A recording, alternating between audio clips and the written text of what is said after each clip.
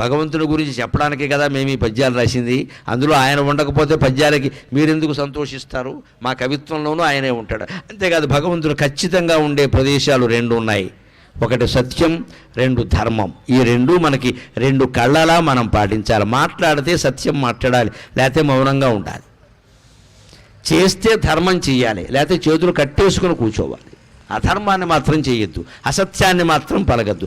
సత్యాన్ని మాట్లాడతానండి నేను, ధర్మంగా ఉంటానండి అంటే నువ్వే శ్రీ మహావిష్ణువు, ఇంకా నువ్వు ఊళ్ళోకి వెళ్ళకల. 60 ఏళ్ల లోపు ఈ ప్రజ్ఞని, ఈ దృఢత్వాన్ని, ఈ ధైర్యాన్ని మనం సాధించగలగాలి. నేను సత్యమే పలుకుతా, నేను ధర్మాన్నే పాటిస్తా. ఏదైనా సరే, పీక మీదకి వచ్చినా సరే ఆ కీలకమైన నిర్ణయం తీసుకోవడమే సత్యాన్ని పాటించేలా చేస్తుంది. జీవితంలో కొన్ని కీలకమైన సమయాల్లో మనం తీసుకునే నిర్ణయాన్ని బట్టి మన జీవితం ఉంటుందండి, గమనించాలి. కీలకమైన సమయంలో ఏ నిర్ణయం తీసుకున్నావు? పెళ్లి చేసుకోవాలి అనిపించగానే దూకేక, మ్యాట్రిమోనీలో పెట్టేసి, అందులో పెట్టేసి, ఇందులో పెట్టేసి చేయక. ఇవాళ పేపర్లో చూసారా? మ్యాట్రిమోనీలో ఒక ఆయన పెళ్లి కోసం పెట్టేట. ఒక ఆవిడ టీచర్గా పనిచేస్తోంది భీమవరం పక్కనే. ఆవిడ ఫోటో పెట్టలా, అందమైన టీవీ యాంకర్ ఫోటో పెట్టింది.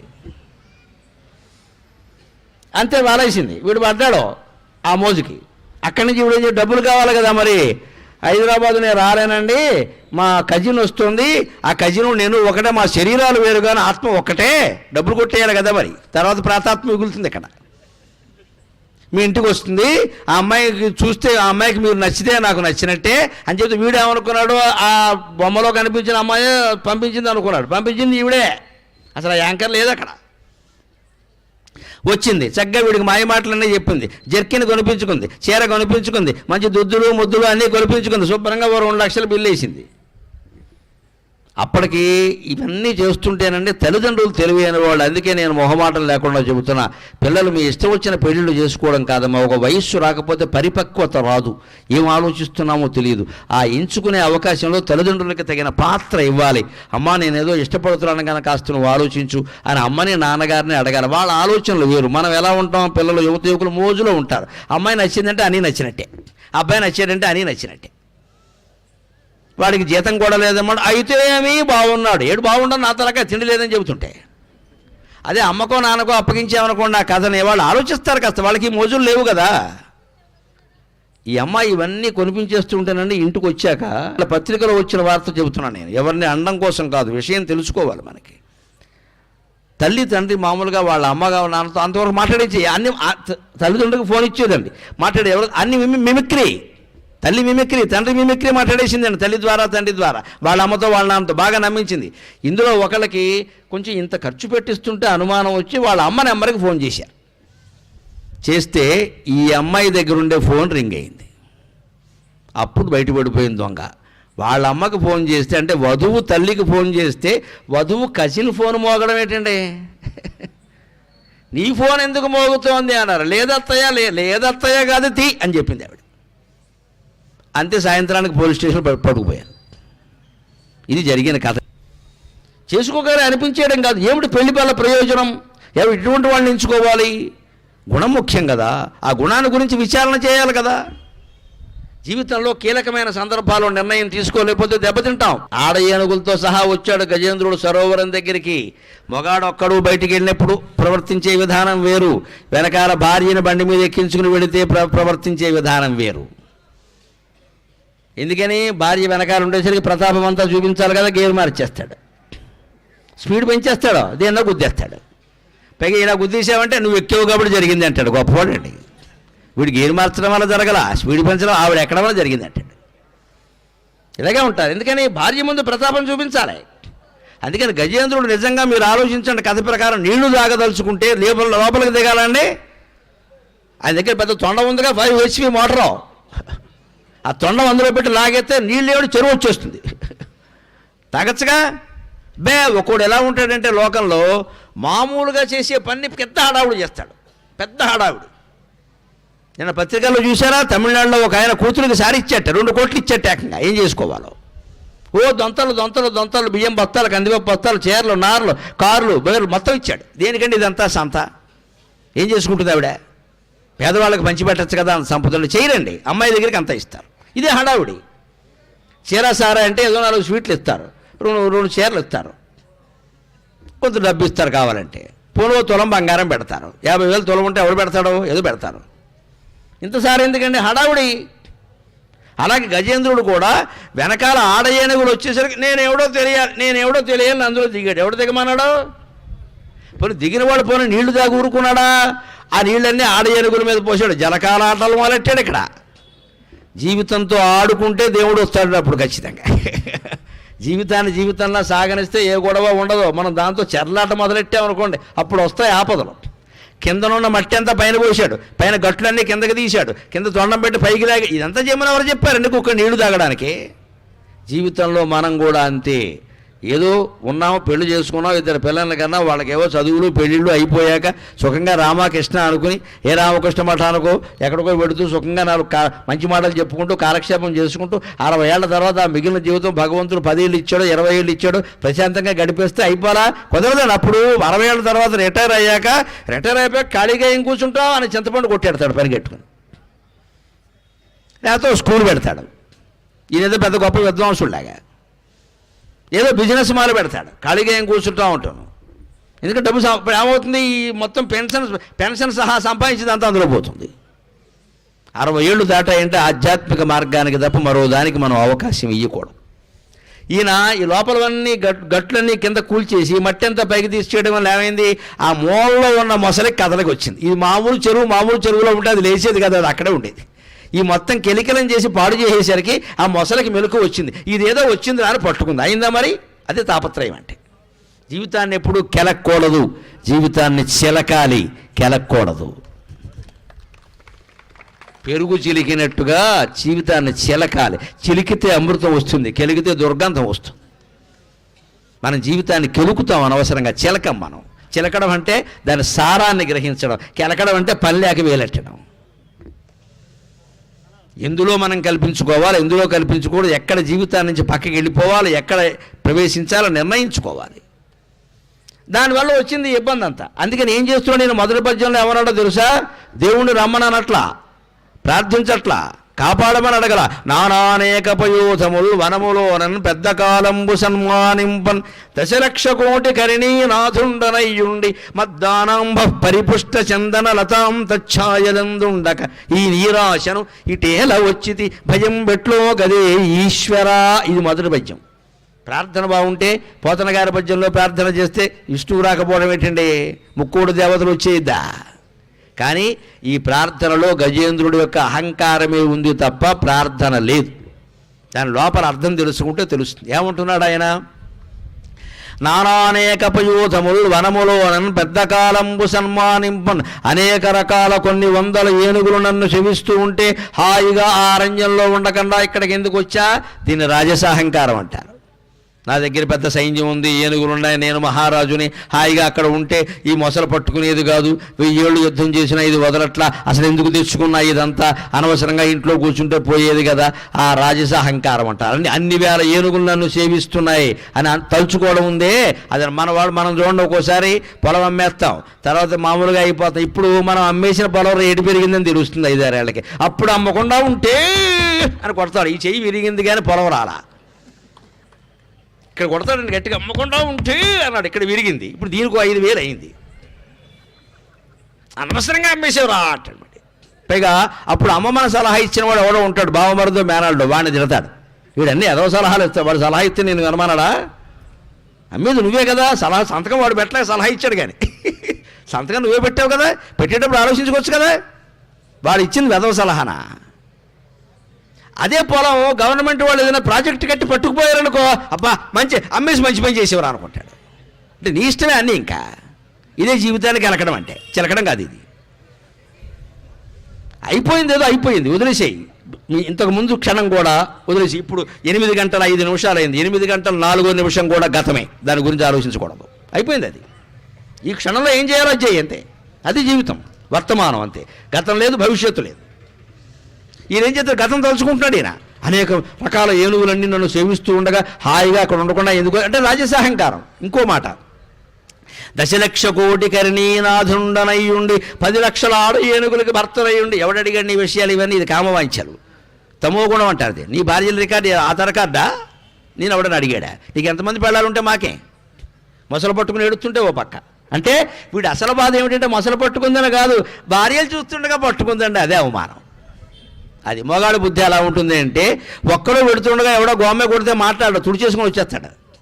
భార్య ఉండగా కొట్టాడు అనుకో, ఎగబడి కొట్టేస్తాడు మొత్తం. ఇక్కడ మావిడు ఉండగా కొడతావా అంటే దెబ్బలో నాకు అర్థం కాదు. భార్య ఉంటే ఒకలాగా, భార్య లేకపోతే ఒకలా ఉంటుంది. దెబ్బ దెబ్బే, గోబ గోబే, వాపు వాపే. ఎవరున్నా ఎవరు లేకపోయినా గోబ గోబే, వాపు వాపే, దెబ్బ దెబ్బే. కానీ మనిషి ఫీలింగ్స్ అంటారండి వీటిని. భావాలు ఎలా ఉంటాయంటే 10 మందిలో చూస్తుండగా అంటే మరి చూడకుండా లోపల పిలిపించి కొట్టాలి ఇటువంటి వాడిని.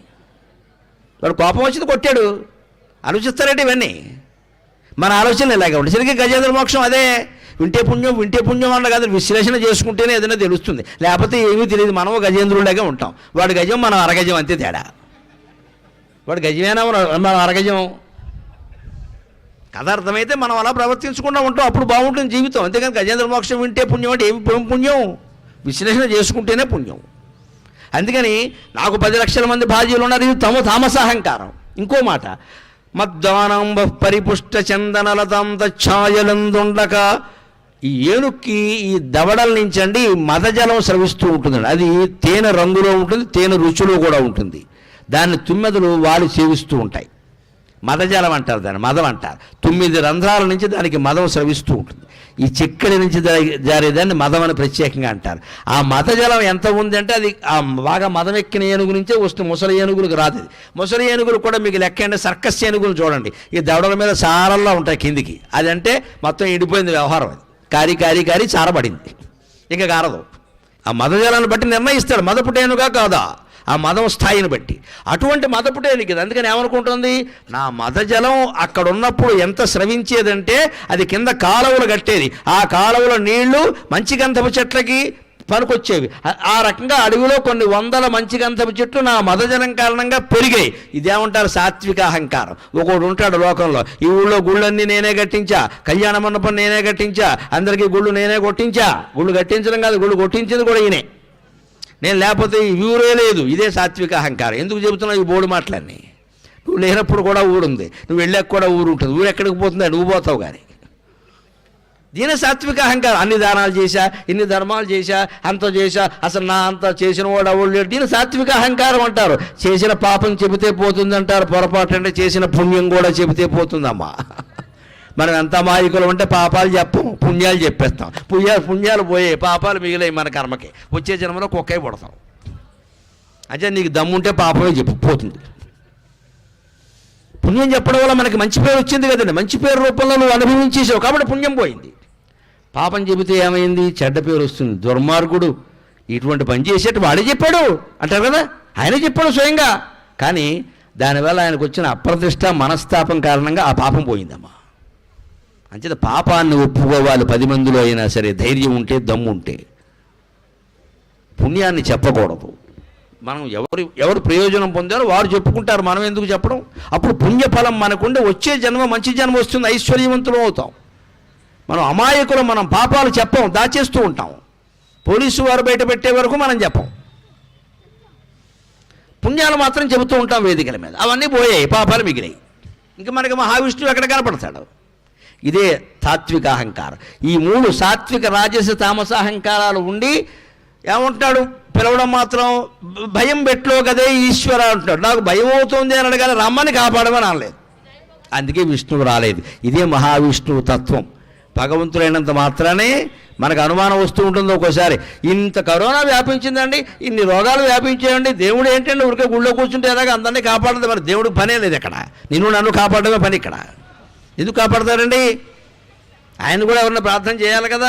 మనం కరోనా సమయంలో ఉన్న కార్యక్రమాలు లేవు కదా, ఇంట్లో కూర్చొని జపం చేసామా, ప్రార్థన చేసామా, ఏమీ చేయకుండా దేవుడు ఎందుకు కాపాడతాడండి?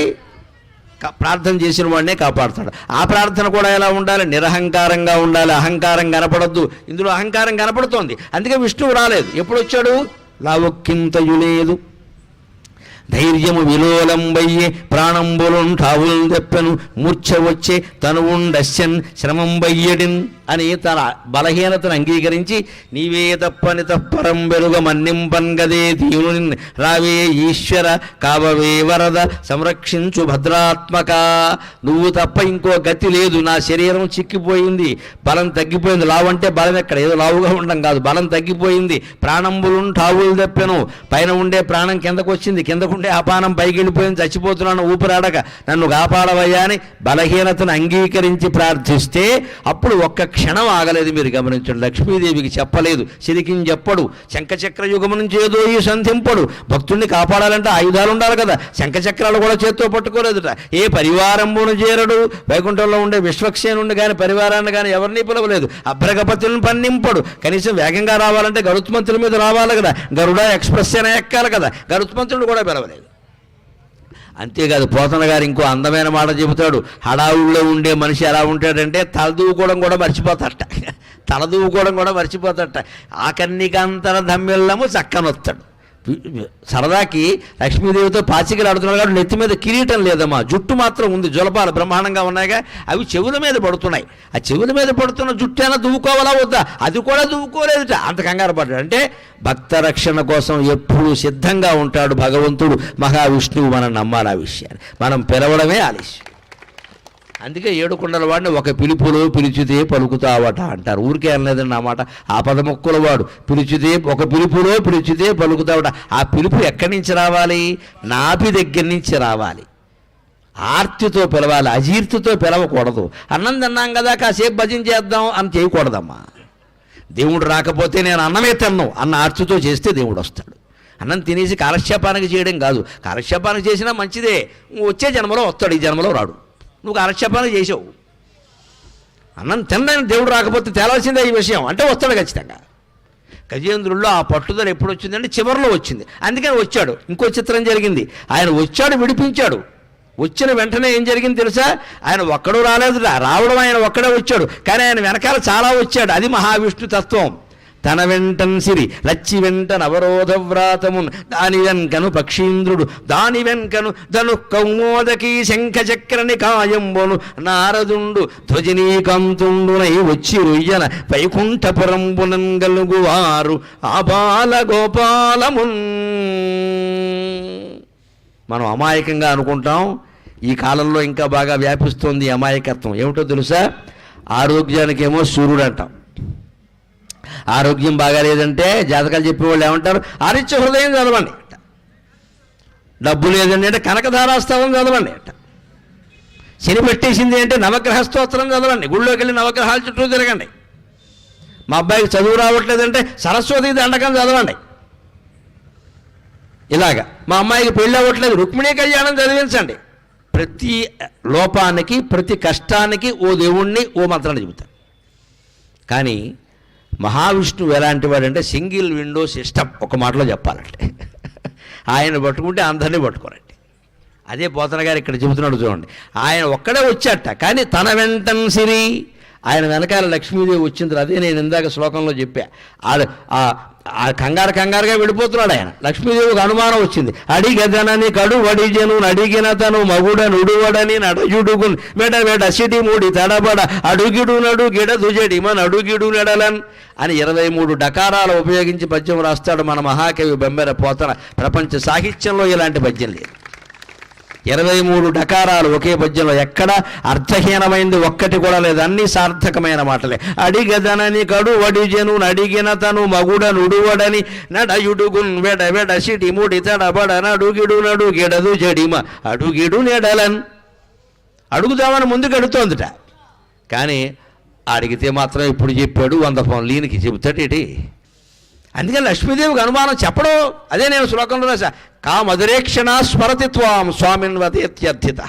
ఏవయ్యా, ఎవరో స్మరిస్తున్నారా నిన్ను, విరహవేదంతో బాధపడుతున్నారా, వెళ్ళిపోతున్నావు అని అడుగుతూ ఉంటే కించిత్ కుంచిత వామలోచన సఖీరుద్ధక హరిపాతునక.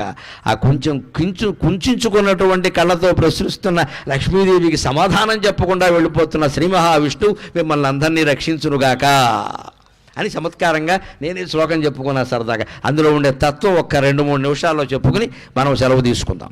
మహావిష్ణువును ప్రార్థిస్తే వెనకాల లక్ష్మీదేవి వచ్చిందంటే అర్థం ఏమిటండి? గుళ్ళోకి వెళ్ళి దేవుడికి దండం పెట్టాలమ్మా. పెట్టి ఏం కోరాలో తెలుసా? నాకు తెలియదు, నన్ను కాపాడు, అదే కోరండి, ఇంకేం వద్దు. నేను అదే కోరతాను. నాకు తెలియదు, నన్ను కాపాడు. ఇది గొప్ప కోరిక. ఏమి అడగద్దు. డబ్బు కావాలి, పిల్లలు కావాలి అడగద్దు. డబ్బు ఇచ్చామంటే డబ్బు ఇస్తాడు, 1 కోటి రూపాయలు ఇస్తాడు, 1 కోటికి సరిపడా డబ్బు ఇస్తాడు. దెబ్బకు మొత్తం డాటకారు పట్టుకుపోతాడు. 2 కిడ్నీలు పాడయ్యాయండి, అది 1/2 కోటి, ఇది 1/2 కోటి తీయండి అంటాడు. ఏమైంది నీ 1 కోటి ఇక్కడ? 1 కోటి అడగడం కంటే కిడ్నీ అడగడం మంచిది కదా. పోనీ కిడ్నీ అడిగామనుకో విష్ణుమూర్తిని, కిడ్నీ ఇస్తాడో, తర్వాత లంగ దెబ్బతినేలా చేస్తాడు, ఊపిరితిత్తుడు. అవి ఎవడిస్తాడో? ఇవన్నీ బాగానే ఉన్నాయనుకో, కరోనా వచ్చింది అంటారు, మొత్తం వ్యాధి నిరోధక శక్తి పోయింది, అది ఎవడిస్తాడో? అందుకే భగవంతుడిని ఏది అడగకూడదు. ఏదైనా అడిగితే అదే ఇస్తాడు. ఏమీ అడగకపోతే అన్నీ ఇస్తాడమ్మా, అది దైవ కరుణ. ఏమీ అడగకపోతే అన్నీ ఇస్తాడు. ఏది తెలివైన పనో మీరే ఆలోచించుకోండి. నిజానికి నాకు తెలియదు, నన్ను కాపాడు కూడా అక్కర్లేదు, అదే ఆయనకి తెలుసు.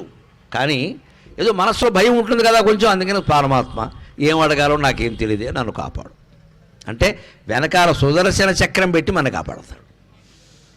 ఆయన ప్రార్థిస్తే ఆయన వెనకాల లక్ష్మీదేవి వచ్చిందంటే అర్థం ఏంటంటే, భగవంతుడిని ప్రార్థన చేస్తే డబ్బులు అవే వస్తాయి. మీరు డబ్బులు మనం వేరే అడగక్కలేదు, ఒక 5 అడగక్కలేదు అక్కడ. అంతేకాదు, లచ్చి వెంట అవరోధ వ్రాతమును. దాసదాసీ జనాలు లేనటువంటి భోగం ఒక భోగమా? ఎంత జమీందారైనా వాడు కారు వాడే తులుచుకుంటే వాడి భోగం ఏముందండి? అందులో ఇంకా మట్టి అంతా వాడి మీదే పడింది. కారుని నడపడానికి మనిషి లేడు, కారు తొడవడానికి మనిషి లేడు, ఇంట్లో తొడవడానికి మనిషి లేడు. ఈ జమీందారు గారు భార్య చీపురెట్టు ఊడ్చుకుంటూ దేనికి నీ భోగం ఎక్కడ? అంచేత పని మనుషులు ఉండడం కూడా ఒక భోగమే. భగవంతుడిని ప్రార్థిస్తే మన వరకు దాసదాసీ జనం లోపం లేకుండా మన ఇంటికి పంపించేస్తాడు, తిరుగులేదు ఇంకా. అది కూడా జరిగిపోతుంది. దాని వెనకన పక్షీంద్రుడు. చాలామంది కారు కోసం చూస్తారు. పక్షీంద్రుడు అంటే వాహనం కదా, ఈ రోజుల్లో వాహనం అంటే కారే కదా. భగవత్ ప్రార్థన మనస్సులో చేస్తూ ఉంటే నీ సొంత కారు అవసరం లేకుండా పొద్దున్నో కారు, సాయంత్రం కారు ఇస్తాడు. ప్రత్యక్ష ఉదాహరణ నేనే, ఇంకెవడా కల. నాకు కారు లేదండి, నాకు అవసరం కూడా లేదు. నాకు కారు ఉందనుకో, అదే వెంకటేశ్వర గారు ఏమంటారు లౌకికంగా, మీరు వేసుకొచ్చేయండి మేము చూసుకుంటా ఉంటారు. చూసుకోకపోతే ఎందుకు వచ్చిన గొడవమ్మా? కొన్ని పనులు వాళ్ళకి సొంత కారు ఉండకూడదు. కానీ లోకంలో ఎన్ని కార్లు ఉన్నాయో, అమెరికాలో డొనాల్డ్ ట్రంప్ ఎక్కిన కారు సహా నేను ఎక్కేశాను, అనుమానమే లేదు. అమెరికాలో చాలా పెద్ద కారు ఒకటి ఉంటుంది, దానికి ఏదో వాళ్ళు వేరే పేరు పెడతారు, లిమోరో ఏదో అంటారు, దాన్ని లిమోర్ కారో ఏదో అంటారు, చాలా పొడుగ్గా ఉంటుంది. అది కూడా నేను ఎక్కేశాను. ఒక భక్తుడు ఎవడో అది ఎక్కించాడు, అదృష్టం అనుకున్నాను నేను, అంతే. అది ఎక్కేకి ఎక్కడ కూర్చోవాలో తెలియదు, అదో పుష్పక విమానంలో ఉంది. అది పెద్ద పొడుగు, అది వీధంత పొడుగు ఉంటుంది. అది ప్రెసిడెంట్ వాడతాట. ఆ కారు ఎక్కించారండి. ఏమనాలమ్మా? భగవత్ కటాక్షం, సరస్వతి కటాక్షం. పిల్లలు ఎదురుగా ఉన్నారు కాబట్టి బాగా చదువుకోండి, డబ్బు మీద దృష్టి పెట్టకండి, బాగా చదువుకోండి. సరస్వతి కటాక్షం ఉంటే లక్ష్మీదేవి వెనకాల పరిగెత్తుకొస్తుంది. చదువుకుంటే విద్వాన్ సర్వత్ర పూజ్యతే, ఈ దేశం ఆ దేశం లేదమ్మా. దాని వెనకన పక్షీంద్రుడు అంటే మీరు భగవద్భక్తులైతే, మీ వైదుష్యం ఉంటే వాహనాలకు లోటేం లేదండి. పొద్దున ఒకటి, సాయంత్రం ఒకటి, అన్ని కార్లు మనమే. ఏది మనం తొడవక్కల్లా, ఏది మనం కడగక్కల్లా, దేని మరమ్మతులు మనకు సంబంధం లేదు. డ్రైవర్ని పెట్టుకోక్కల్లా, ఖాళీ సమయంలో వాడు మనం బ్యాకాడుకుంటూ కూర్చోక్కల్లా. ఎంత సుఖం అది. దాని వెనకను పక్షీంద్రుడు, దాని వెనకను ధనుక్కౌమోదకీ శంఖ చక్ర నికాయంబును. ఇవాళ కార్లు బంగారం ఉండగానే సరిపోతున్న సెక్యూరిటీ, రక్షణ ఎక్కడుందండి? రక్షణ ఇవాళ చాలా పెద్ద సమస్య అండి. మహానగరాల్లో, పట్టణాల్లో కూడా. ఇంట్లో ఉన్న ఇబ్బందే, ఇంట్లో లేకపోయినా ఇబ్బంది. ఇంట్లో లేకపోతే సొమ్ములు పోతాయి, ఇంట్లో ఉంటే ప్రాణాలు కూడా పోతాయి. అలాగని ఇంట్లో ఉండడం మానేస్తామా, ప్రయాణాలు మానేస్తామా? భగవన్నామాన్ని ఎవడు నిరంతరం మనస్సులో స్మరిస్తూ ఉంటాడో వాడింటికి బలిచక్రవర్తి ఇంటికి శ్రీ మహావిష్ణువు కాపలా కాసినట్టు కాస్తాడమ్మా. తిరుగులేదు, ఇంకా తిరుగులేదు. మన చేతిలో ఉన్నది భగవన్నామం, మర్చిపోకండి. నేను మొదట చివర జీవితం అంతా చెప్పే మాట ఇది. మీరు స్మరించండి, మీరు స్మరించండి. ఏ దీక్షలు, ఏ వ్రతాలు, ఏ నోములు ఏమీ వద్దు. మనస్సులో భగవంతుడు స్మరించండి. మనస్సులో స్మరించదలుచుకుంటే మడి లేదు, ఆచారం లేదు, స్నానం చేసే సమయం లేదు, భోజనం చేసే సమయం లేదు, ఎప్పుడైనా స్మరించవచ్చు. దానికి నియమం లేదు, నిష్ట లేదు, మనస్సుకి రూపం లేదు, కాబట్టి ఏ నియమం ఉండదు. బయటికి స్మరించాలంటేనే అవన్నీ వస్తాయి. ఈ దీక్ష పెట్టాం, ఆ వ్రతం పెట్టి, ఇవన్నీ తలనొప్పేనమ్మా. ప్రతిదానికి ఏవో ఒకటి ఉంటాయి. అందులో పట్టడం వల్ల లాభం కంటే ఏదో తేడా రావడం వల్ల సెంటిమెంట్ ఎక్కువ, చచ్చిపోతూ ఉంటాం ఇంట్లో కూర్చొని. ఆ తేడా వచ్చేసింది, ఆ తేడా వచ్చేసి అన్ని రోజులు పాటించాను, ఒక్కరోజు కాళ్ళు కడుక్కోలేదు. దేవుడు అంత కక్ష కట్టడమ్మా. దేవుడిని పిశాచం అనుకోకండి. దేవుడు ప్రియుడు, దేవుడు రాక్షసుడు కాదమ్మా. దేవుడు దేవుడు దేవత. నువ్వు ఒక్కరోజు నియమం తప్పితే దేవుడు కక్ష కడతాడా? అలా అయితే దేవుడు అవుతాడా? అంతగా మనకు బాధ అనిపించింది అనుకో, అమ్మా ఏదో పొరపాటు చేశానమ్మా అని అమ్మవారి దగ్గర చెబితే క్షమించదా? ఆవిడ తల్లి అండి, ఆవిడ తల్లి. భగవంతుడు అంటే తల్లి. భయపడతారేమిటి? భగవంతుడికి కూడా భయపడితే ఇంక లోకంలో మనకు భయపడకుండా వాడు ఎవరు లేడు ఇక్కడ. భగవంతుడి దగ్గర భయం ఉండకూడదు. ఎప్పుడు హాయిగా చనువు ఉండాలి, ఒళ్ళో కూర్చునేలా ఉండాలి. అందుకని ధనుఃకౌమోదకి శంఖచక్ర నికాయం అంటే ధనుస్సు, గద, శంఖం, చక్రం, ఈ ఆయుధాలన్నీ వెనకాల వచ్చాయంటే నువ్వు నారాయణాయ నమః, ఓం నమో నారాయణాయ, ఓం నమో శివాయ, నమో శ్రీమాత్రే నమః, ఇలా ఏదో ఒకటి చెప్పిస్తూ ఉంటే సర్వాయుధాలు త్రిశూలం సహా నీ వెనకాల తిరుగుతూ ఉంటాయి. నీ జోలికి ఎవ్వడు రాడు, నీ ఇంటి జోలికి ఎవ్వడు రాడు, నీ భార్యా పిల్లల జోలికి ఎవ్వడు రాడు. వస్తే మటాష్, తిరుగులేదు ఇంకా. అంతేకాదు, చాలా గొప్ప విషయం చెప్పి మనం సెలవు తీసుకుందాం. గురువు గురించి వెతుకుతూ ఉంటాం. ఈ ప్రవచనం విన్నాక మీకు అందరికీ ఏమనిపిస్తుందంటే, మంచి గురువు దొరికితే ఇలాంటి ఆయన దగ్గర మన సందేహాలన్నీ తీర్చుకుని చక్కగా జ్ఞాన మార్గంలో వెళ్ళచ్చు అనిపిస్తుంది కదా. మరి మీ సందేహాలు తీర్చడానికి నేను ఇక్కడ కూర్చుని నా సందేహాలు ఎవడు తీరుతాడు?